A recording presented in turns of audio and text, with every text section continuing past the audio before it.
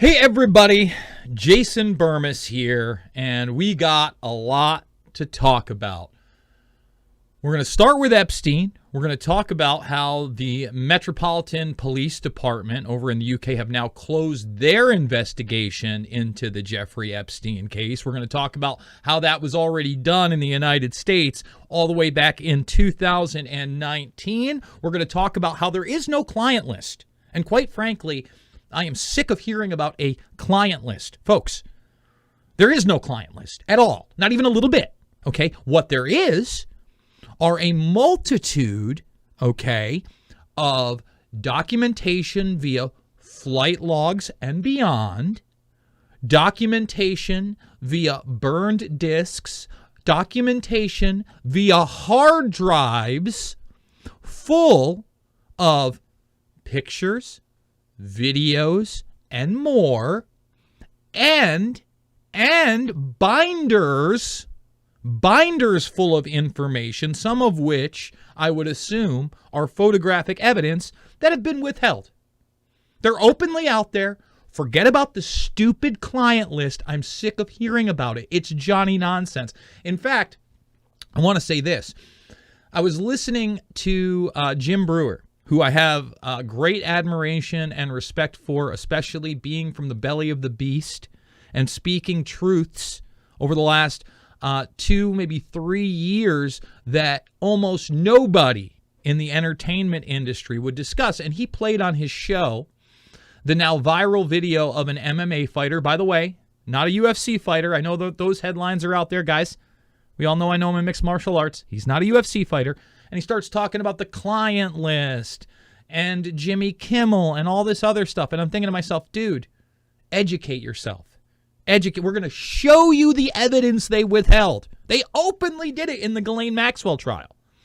And if you want to know really more about this situation, I would encourage everybody to check out the new Hulu documentary, which talks about Epstein's relationship to Les Wexner. We're also going to talk about Stephen Hoffenberg, who was recently found deceased. And I had wished I had talked to Hoffenberg personally. I never did.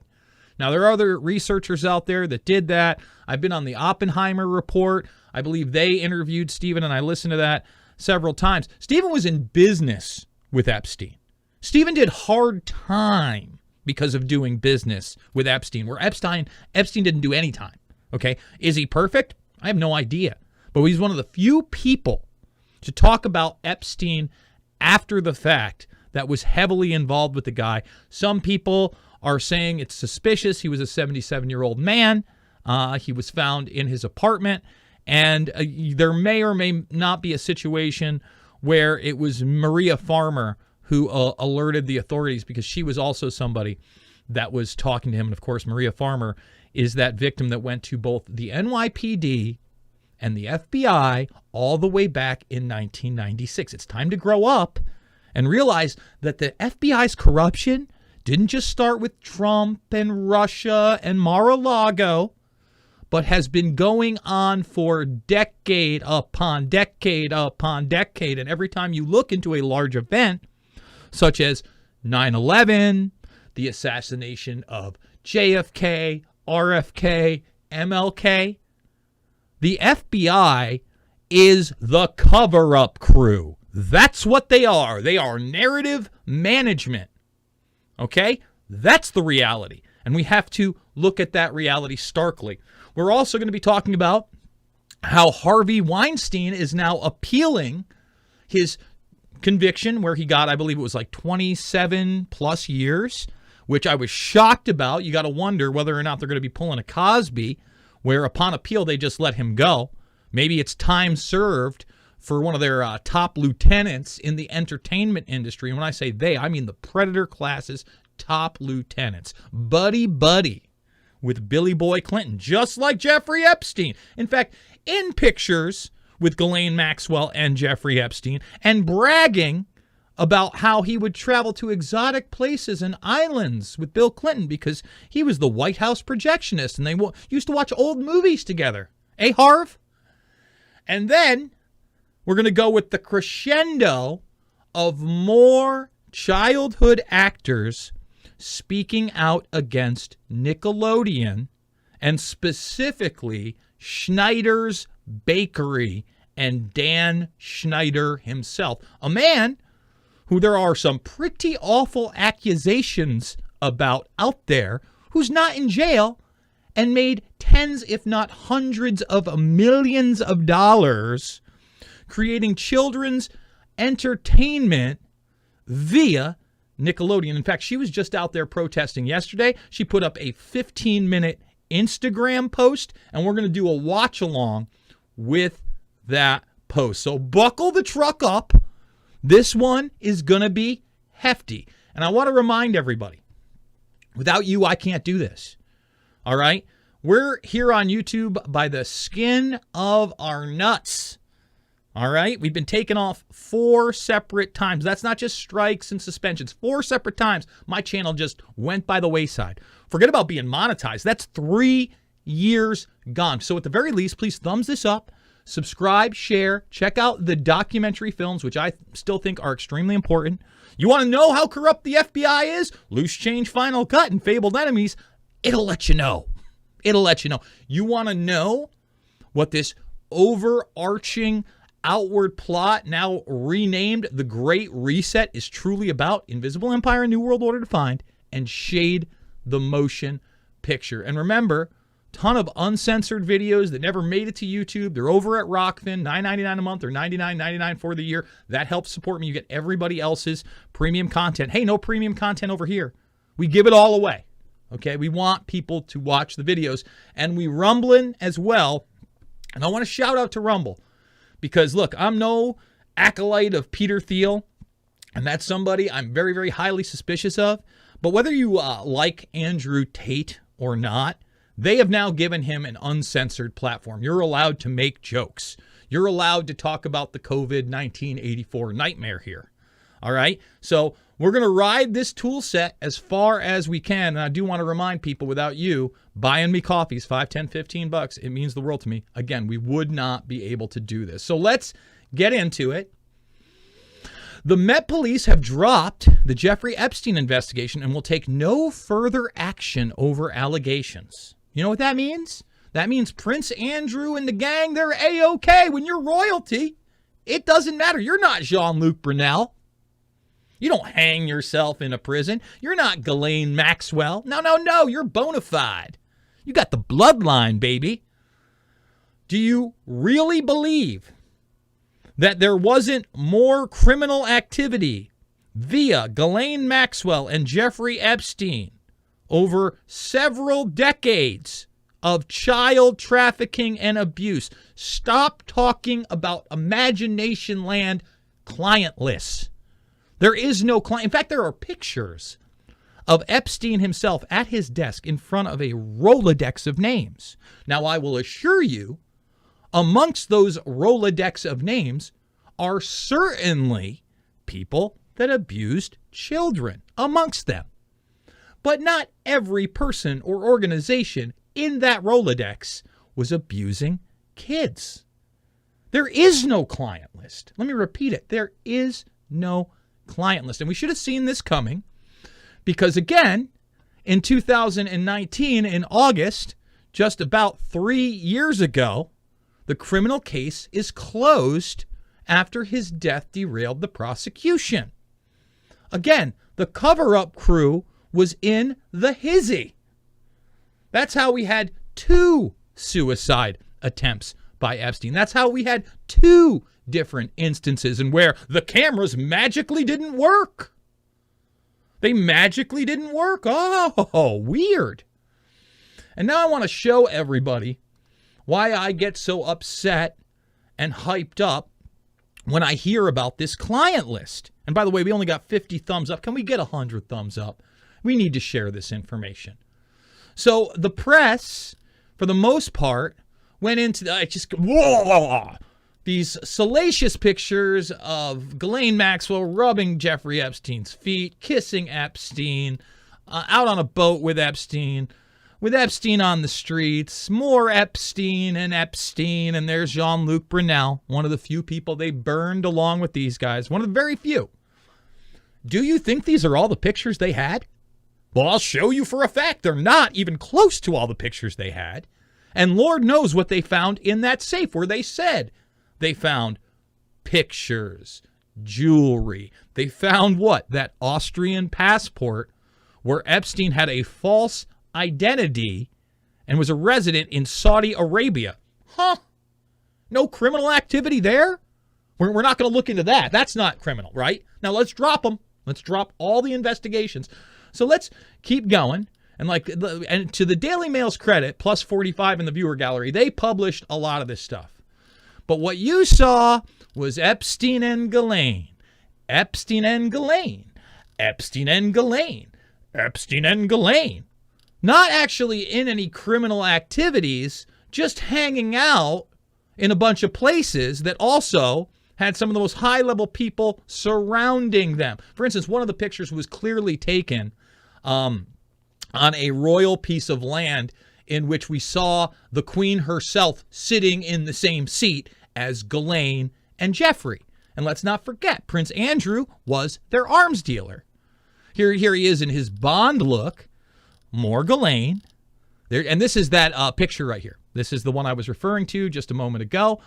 This is clearly in some kind of place where the royals own, okay? There she is right there. There's the Queen. Same spot. I mean, you can look at the wood on the top. Same spot. No more investigation. No. We were not doing that. There is no investigation. So then, another thing, I heard Jim Brewer talk about how nobody saw Ghislaine Maxwell at the trials. That's not true either. Although we didn't get video of the trials, we didn't get the kind of coverage that we should have at the trial. He's absolutely correct in that respect, where they throw us Johnny Depp and Hollywood Johnny nonsense, but we can't watch this. I had two personal acquaintances, and I would call them friends in this business, Addie Ads and Kristan T. Harris, both go there, both cover the trial, and assure me, yes, it was really going on, and yes, Ghislaine was really there. In fact, there's Isabel Maxwell right there, okay, and Kevin Maxwell, her brother and sister. Now, I mean, it's cartoonish that we had to get, again, a court drawing of a disgusting photograph I didn't want to see in the first place, all right? But anytime you start hearing about client lists, now we're going to get into the juicier stuff. Okay, forget about Prince Andrew and Virginia Giuffre Roberts, and God bless Virginia Giuffre Roberts for diligently going after this case time and time again through every single obstacle, and at least giving us just a glimpse of light into the darkness that is the Jeffrey Epstein scandal. Okay, but we're going to start to get into it. There's this little massage table, lovely. Imagine the demonry there. Now, I want you to take a look here. Are we to believe that these pictures that are just out and about, that are blacked out by the federales, notice that the Maxwell picture with Epstein kissing him is out there, and that Jeffrey Epstein right here, you can see, is pictured in his car, but the person, oh, I'm sorry, I'm in the way of that. We just clicked on it. All right, let's get myself right out of the way so you guys can see this. Now, again, somebody's blacked out next to Epstein. So, to me, you look at these blackouts, and they have nothing to do with CP or the abuse of children, and everything to do with hiding other associates. Hiding other associates. Here they are with the Pope. Lovely. And now we're going to start to see, again, more of the rooms and more of the blackouts. Oh, we can't even see the pictures on the wall. But we can sure see pictures of Epstein getting his feet rubbed. All right, more pictures on the wall that have been blacked out, or paintings or artwork for some reason. All right, now we see the safe and some of the things that were taken from the safe. They sawed the safe open. They sawed the safe open. Nothing in there to submit into evidence? Nothing in there to go investigate anybody else? Come on now. I'm supposed to buy into that? Oh, okay. And now we have discs that are burned. These are not CDs. Okay, some of them may be CDRs that are burned, right? But you can see right here, this is some kind of chute If you read it upside down, it's some kind of shoot. Oh, it's marked 8-2. So you do the math here, okay? DVD burning, early 2000s, mid 2000s, started to get a little bit more popular.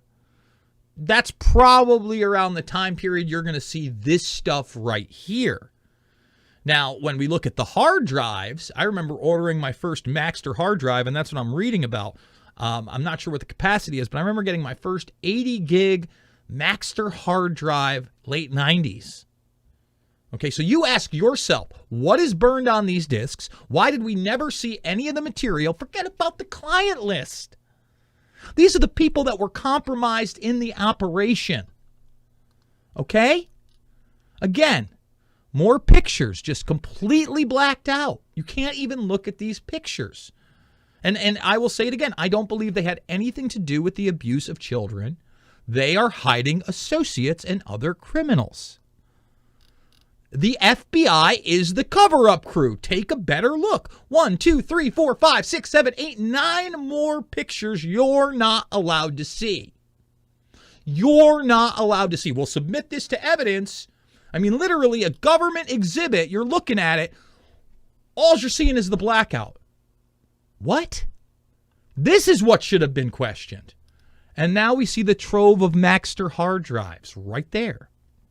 All right, stacks of hard drives. This is just one of the cabinet. We don't know what's in the other cabinets. We don't know how many hard drives they have. This is one building. You don't think that those hard drives contain videos of clients? There were no clients. There were people that were being blackmailed. Okay? They were associates. That's what's happening. And we didn't get to see what was on any of these drives. Forget about the so-called client list. And perhaps one of the most damning things out there. You want to make excuses about photographs, etc. Why not look at the binders, again, submitted into government evidence? There it is right there. The binders you couldn't even see what was written on the sides of. And let's count the binders that we're seeing here. There may be more. Again, this is a photograph. We don't know how long this goes. We see the edges here. We don't know if there were more binders somewhere else. But 1, 2, 3, 4, 5, 6, 7, 8, 9, 10, 11, 12, 13 binders full of information. What do you think's in the binders? Is that the client list right there, guys? Is that? No. No, it's the outward evidence that they had and they covered up via the FBI cover-up crew, the true deep state, the true Department of Injustice, Bill Barr and the boys. Believe the hype. All right? So, I really want people that watch these things, that maybe interact with some of these other people covering this that are talking client list, say stop with that. Please, stop.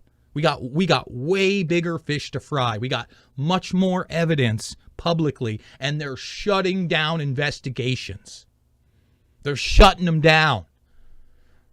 The Predator class is upset that it even got this far. But hey, people like Jean-Luc Brunel, again, they can go hang themselves, and people like Les Wexner, they can be exonerated. And then people like Hoffenberg, who spoke out against Epstein, who was there with Epstein, who maybe I didn't agree with on everything he was saying either.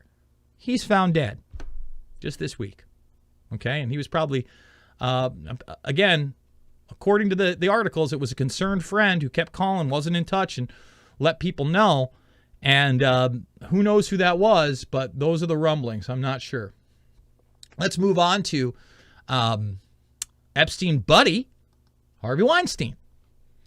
So look, I was as shocked as anybody when Harvey Weinstein, I believe it was in December of 2020, was not only convicted, but then sentenced to 20 plus years in prison. The question is, will he actually serve those 20 plus years in prison?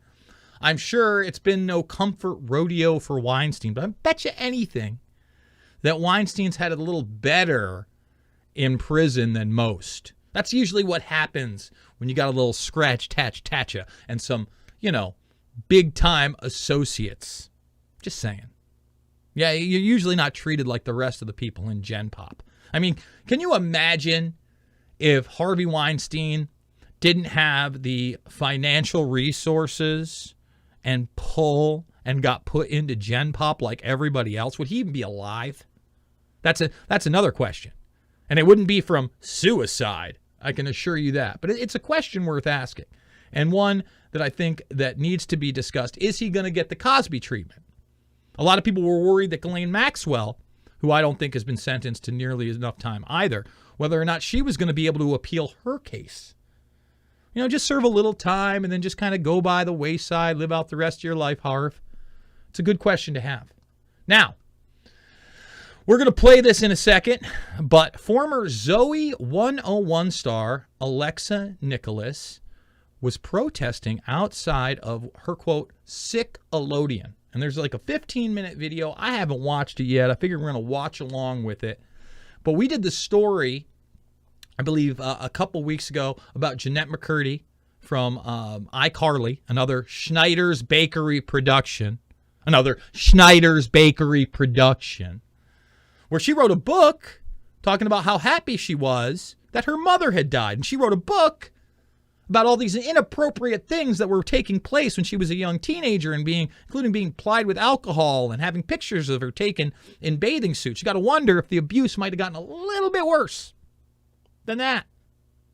Certainly some allegations out there. I do want to say that Alexa Nicholas's co-star, was Jamie Lynn Spears, the sister of Britney Spears, who just had that weird teenage pregnancy that we never quite found out who the father was, but certainly rumors were swirling. So what I want people, and remember, we have Bella Thorne, one of the Disney kids, coming out and saying that she was being molested. Beyond that, the R word. I try not to use that because I'm trying to keep this video in the realm of being able to be shared with other people. From the time she was 6 years old to the time she was 14, and that everybody around her knew about it and nobody did anything. And then when she made that revelation on a talk show while she was promoting her own book, because she was being asked about the pressure of the paparazzi taking pictures of her, she's like, hey, it's not even ballpark. Who cares about people with cameras when I'm being abused and the people that are supposed to love and care about me do nothing about it? Do nothing about it. So, this is on BuzzFeed. A lot of people were covering it yesterday. I was kind of surprised about that. Shortly after the release of Jeanette McCurdy's bombshell memoir, Zoe 101 alum Alexa Nicholas protested outside of Nickelodeon. Here she is as a younger girl. This is Jeanette McCurdy, who is from iCarly. And this is... Oh, do we have to go to Instagram now to do this? Okay, I guess we do. So we're going to do it. We're just going to play what she's got to say here. Hi, everyone. So Eat Predators is here at Nickelodeon hosting Slime Time Live. Woo! All right. So do you want to go down the aisle of slime? So first we have here a trigger warning for Nickelodeon, because Nickelodeon's a trigger warning in general, but also we're about to talk about some deep thoughts. So trigger warning before we begin. Okay, who's that? And then, so first question here, how many NDAs from Nickelodeon? Because we've been hearing a lot about NDAs in general. Those are non-disclosure agreements where, hey, something bad happens to you, shut your mouth. Shut your mouth. Corporate situation. And we're a little bit concerned because how can we as the public help if we don't know what's actually happening in there? So we believe that silence is violence. So we want to know how many NDAs at Nickelodeon, from employees to the cast, etc. Is Nick a predator? This is just a random question because we're hearing a lot of weird things are happening at Nickelodeon. And so it's all kind of pointing to this question, is Nick itself a predator? Protect children, not predators. My own personal experience at Nickelodeon, as you can see here, it says Nickelodeon didn't protect me. I did not feel protected at Nickelodeon as a child, personally. And so I'm demanding that Nickelodeon starts protecting children and not the predators. How many predators? That's a heavy question, but we would like an answer to that. How many predators have been at Nickelodeon? How many kids have suffered harm from predators within Nickelodeon? First slime of the day! Slime predators! Slime predators! I'm glad that, she can at least have a little fun with what is a very dark subject matter, one in which she witnessed personally, firsthand. Just throwing that out there. Slime predators! Slime predators! Woo! First slime of the day for sliming predators. Second slime of the day, NDAs! Woo! Sliming NDAs! No more NDAs. Here are the hashtags for today's event. Hashtag slime predators, hashtag slime enablers, hashtag slime Nickelodeon. Oh God, this is the scary part for me. Okay, so we got here Dan Schneider. The scary part, the creator of childhood trauma. You can't see that under the Nickelodeon, but that's the part of it right there. And notice you get to that one, and look at that. She immediately says the scary part for me. I wonder why. And to me, he is the creator of childhood trauma. He played a huge role in my personal childhood trauma. I did not feel safe around Dan Schneider while I was working at Nickelodeon. Actually, every time he came on set, my body got extremely tense. And later on in season 2, he yelled at me, made me cry in a room actually at Nickelodeon. I'm not sure if it was at Burbank or Nick on Sunset. I think it was Nick on Sunset. But him and a bunch of the executives made me cry in a room alone. And I don't think any child should have to experience anything like that, especially if it's coming from people that are supposed to be looking out for the kids on set. That's deeply concerning to me. So here's an intro to another slime of Dan Schneider. Slime! Woo! I don't know. Yeah, I don't know what it is. Okay, so we got next, investigate Schneider's Bakery. A lot of the footage on Schneider's Bakery TV shows are concerning to me as a parent. So I would like Nickelodeon, or someone actually external to Nickelodeon, not Nickelodeon, to investigate Schneider's Bakery. There was footage on Zoe 101 alone that when I look back at it now, I'm deeply uncomfortable by it. Even if you say you didn't know or you were just being like, childlike or whatever, I don't believe that, because an adult should know how that could be seen to others, and it puts kids in a vulnerable position, and it's very, very alarming and concerning. So I would like someone to investigate Schneider's Bakery and see. And I'm seeing in my comments section, okay, something about Amanda Bynes, and we've done some videos on Amanda Bynes here on the program. I'll let other people go down the Amanda Bynes rabbit hole when it comes to childhood abuse and Nickelodeon. I'll just let you do that. See what actually was going on in there and how many NDAs from Schneider's Bakery. Schneider's Bakery lawyer actually called me in 2019 asking me to come into a room with Dan Schneider to come up with some type of agreement. And so I'm guessing that was probably an NDA. I'm not fully sure, but it sounded like it. So Schneider's Bakery tried to silence me. So I would like them to investigate them. All right, slime time, trigger warning. So we have 1, 2, 3, 4, 5, 4 predators who worked at Nick. And by the way, take a good look. Yeah, that's the creator of the Ren and Stimpy show. The PA on the Amanda show. The giant talent manager, Marty Weiss. Brian Peck. Hey, I think that those guys are in a film called An Open Secret. Pretty sure they're in that film, An Open Secret. People want to know why I push An Open Secret, because they did a damn great job and they continue to. And they're a great Twitter follow. Okay? Doesn't mean I have to agree with everything they put out, but right here, they're at the forefront of this. Around children. One of them here was a production assistant for Adam Sandler's 8 Crazy Nights. He worked at Nickelodeon. He was convicted, trigger warning, of molesting a child at Nickelodeon. He was in the animation section, but he actually brought over a child to a studio where he sadly molested a child there at Nickelodeon, which is red flag Nickelodeon. Brian Peck, dialogue coach for All That. He did the comedy boot camp with Dan Schneider. So this was or is a friend of Dan Schneider. Predator, convicted, raping a child on set. Slime. Marty Weiss, child talent manager who would bring kids to Nickelodeon. Predator, convicted of raping a client. Jason Handy, production assistant for The Amanda Show, convicted pedophile, Predator.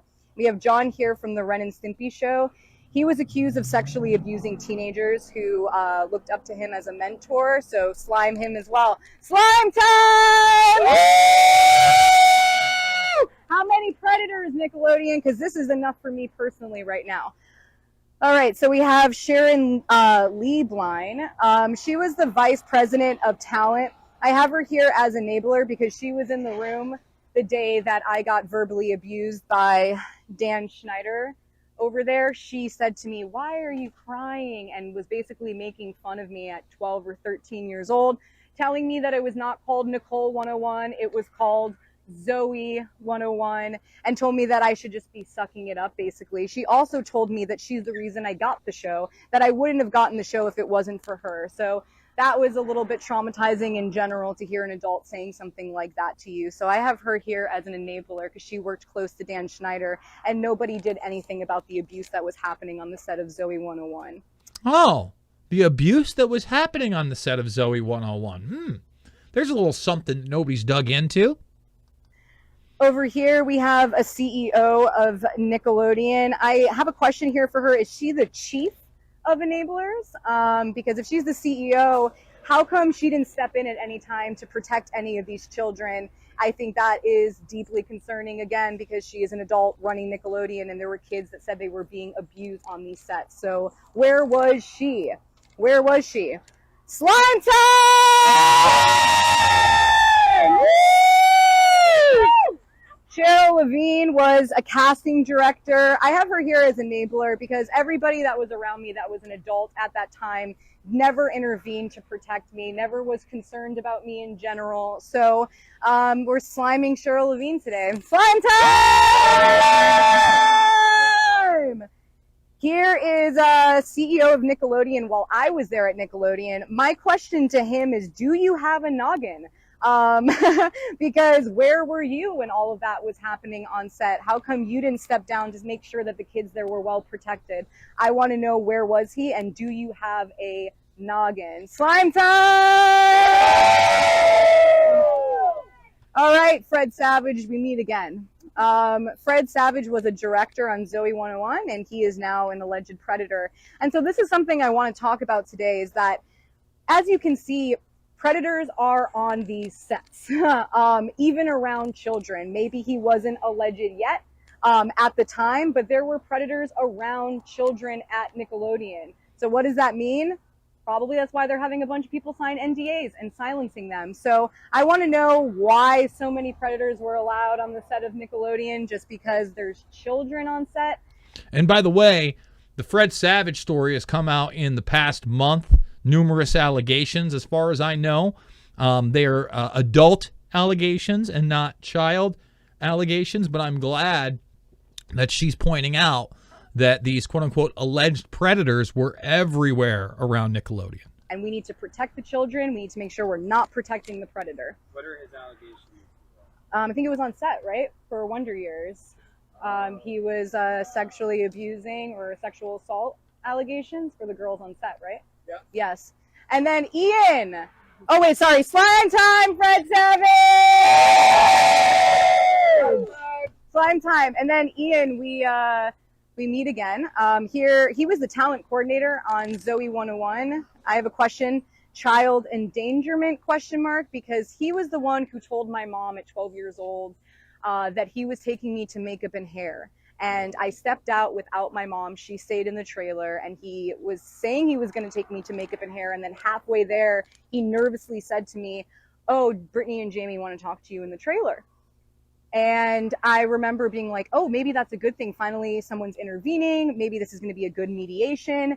And so I started stepping towards the trailer, and by the time I opened the door, I remember turning around to see if Ian was there, and he disappeared. And a lot of my trauma happened in that trailer, to be honest with you. And let's just make a hypothetical here, though. Let's say it wasn't Brittany and Jamie in that trailer. What if he was taking me into a room with one of these predators over here that were on Nickelodeon sets? But I do want to point out, she's talking about Brittany and Jamie Lynn Spears. Let me repeat that. Brittany and Jamie Lynn Spears. Nothing happened to Britney Spears during her time as a childhood actress, obviously. And this is why it's so important to make sure that when you're working with children, like Nickelodeon, you have to make sure that you're protecting children, that there's proper education on set to make sure people like Ian don't bring a child into a place where their parent does not know where they are. My mom did not know where I was that day. She did not know she was lied to.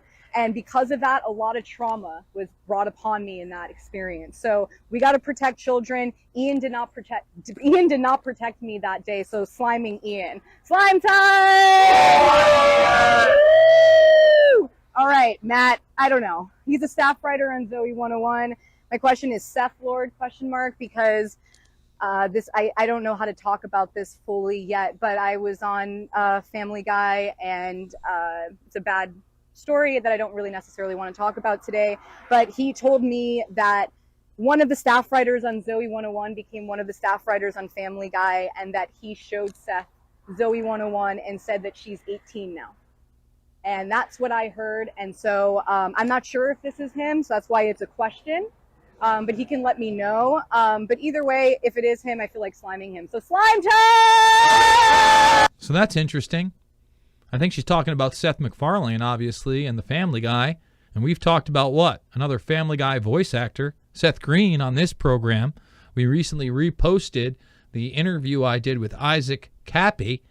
You can find that exclusively over at Rumble and Rockfin, as we were not going to put it on my YouTube channel, although it still lives on YouTube at the We Are Change News for a Change site if you want to find it there. I just want you to watch it. Here's hashtag Eat Predators, hashtag Nickelodeon 2. And so I just want to go through this like one more time. Like what we're seeing here is a bunch of professional execs at Nickelodeon who did not protect the children on set. That's what I'm trying to show here today, that children on Nickelodeon were not safe, at least the time when I was on it. I'm not sure if they changed anything, but what's deeply concerning to me is that Nickelodeon still has not given a comment to, for example, Jeanette McCurdy. Even to me, I've come forward multiple times. They've never given me an apology. And it's like, why not? Do we not deserve an apology whatsoever? Aren't you guys supposed to be the adults? And we were the children. And if we were traumatized on your sets, we deserve an apology. And so I'm here at Nickelodeon waiting for an apology. And also I want to let everybody know that some of their presumptions about Nickelodeon in general were true. You know, there are predators at Nickelodeon. There are just predatory behavior in general. There are enablers on set. There are people looking the other way. And this is concerning when it comes to kid shows. We're talking about kid shows, and we were not safe. We were not safe. So yeah, so that, I guess that's today at Slime Time Live. Come over here. Let's go rally over here. So I'm going to stop it there. There's about 5 more minutes. Anybody can watch that over on her Instagram. I think it's extremely telling. For those that joined midway, I would encourage you to go back to the beginning and look at the Epstein revelations we went over. Get past this idea of a imaginary client list and instead get involved in the idea that the Department of Justice, the FBI, and others in law enforcement have actively covered up not a client list, but a plethora of hardcore physical, photographic, and video evidence they've had at their disposal for a very, very long time. And I would tell you this, that there are obviously people in law enforcement, not just the police, the FBI and beyond, that know damn well the type of abuse that's been taking place at Nickelodeon and Disney and other child outlets out there. And we're going to keep shining the light on that darkness. So I want to thank the Bermas Brigade for sharing my stuff And I would encourage you to check out the documentary films if you have not. Loose Change, Final Cut, Fabled Enemies, Invisible Empire, A New World Order Defined, and Shade the Motion Picture for free. And share them. You want to support this broadcast. We're one of the few people that really delves into these subjects beyond a surface level. Consider buying me a coffee, $5, $10, $15. It means the world to me. It's how we keep this up. We want to thank Odyssey for backing up my YouTube channel, because we never know if we're going to wake up and it's just going to be gone. Charlie Robinson from Macro Aggressions just recently had his channel taken without notice, and they're not giving it back. Sorry, Charlie. We'll see you later. And it could happen to anybody out there that is telling truthful narratives against the authoritarian ones that often have little to no basis in actual reality. But hey, these people control reality. We rumbling. Rumble is helping me reach a new audience. We still don't even have 10,000 subscribers. We're about 1,500 away. Come on, let's hit that 10K with your help, YouTube. Remember, we're on Podbean if you're into the audio stuff. And we rockin' on the Rockfin, another great way to support this broadcast. You have to do so on a desktop. But when you hit subscribe for $9.99 a month or $99.99 for the year, you absolutely help me beyond belief continue to do this. And you get to see a ton of great videos that we weren't able to post on YouTube, which we are still on by the skinny of our nuts. None of this was about the left or right, was it? It's about right and wrong. These are real issues that I know you care about, and we will continue to cover here. So I love you guys. Thanks for joining me, and I'll see you on the flip side.